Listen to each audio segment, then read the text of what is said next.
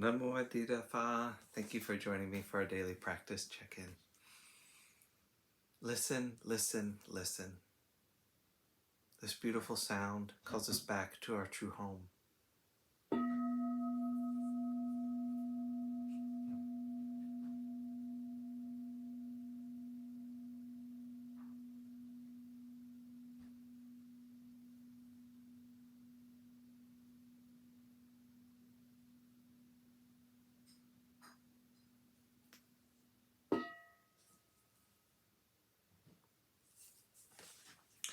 The first mindfulness training.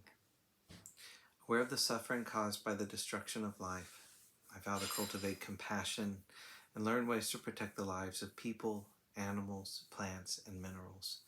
I'm determined not to kill, not to let others kill, and not to condone any act of killing in the world, in my thinking or in my way of life.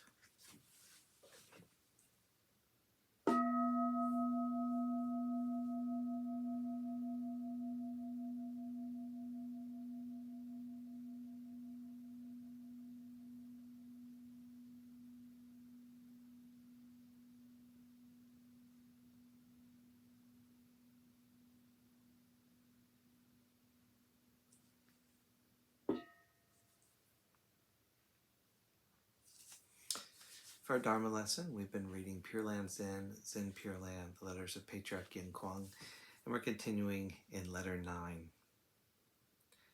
The Pure-Land Patriarch Shan Tao, traditionally considered a transformation body of Amitabha Buddha, was endowed with great spiritual powers and wisdom.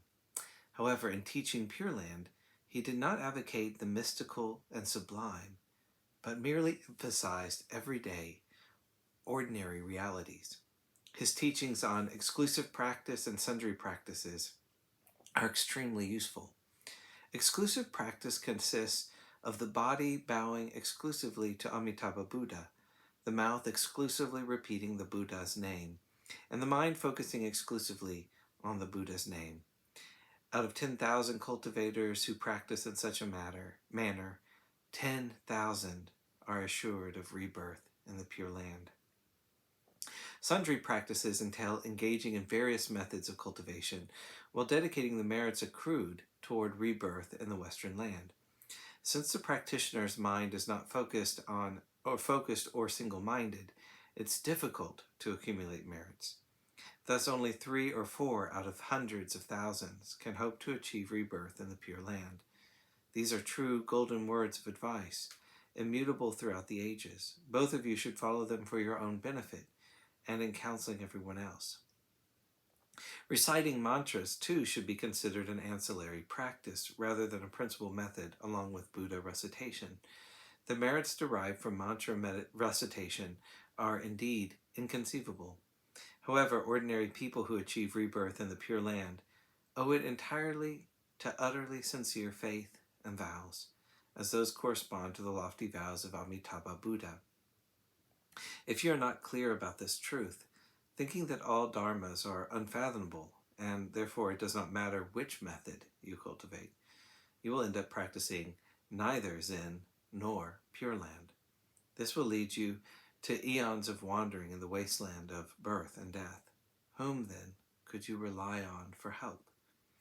You should realize that as a common being full of karmic obstructions, you will certainly find it difficult to escape birth and death in this very life, unless you rely on the vows of Amitabha Buddha.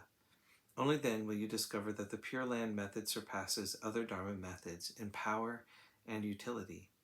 Reciting mantras and sutras for the purpose of sowing merits and wisdom and eliminating evil karma and transgressions is all to the good. However, to be deluded and seek spiritual powers is to abandon the roots for the branches, an error in judgment. If furthermore your mind is grasping, your understanding of the Dharma nebulous, your precept-keeping lax, your Bodhi-mind undeveloped, and your discriminatory win-lose mind raging unchecked, you will be exposed one day to demons that may drive you insane. If you want to obtain spiritual powers, you should first attain enlightenment and Buddhahood. Once Buddhahood is attained, you will naturally have full spiritual powers. If you do not strive for the way, but merely seek spiritual powers, let us not even speak about whether anything can be gained. If you should obtain anything, it would become an impediment to the way. For this reason, the Buddhas and Patriarchs have strictly prohibited this erroneous form of cultivation. Because such ideas are common, I've taken the opportunity to mention them in passing.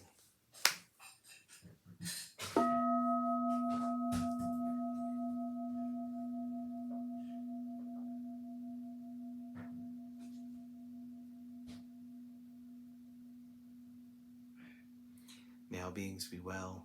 May all beings be happy. May all beings be peaceful. Sadhu, sadhu, sadhu.